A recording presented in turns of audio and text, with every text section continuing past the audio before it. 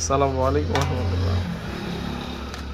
এই যে টকরা চিংড়ি সহ ছোট চিংড়ি, ছোট মোটামুটি এটা একটু সাইজ ভালো আছে। 2 কেজি চিংড়ি মাছ আছে, কেউ নিতে চাইলে আমাদের সাথে যোগাযোগ করবেন। এই যে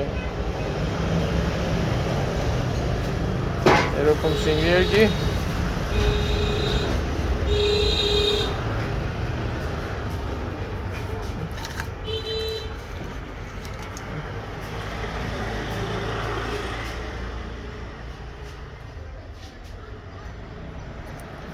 এগুলো নিতে পারেন, একবার কুনি কুনি না, এটা ওই যে কুনি কুনির তো একটু বড় আছে।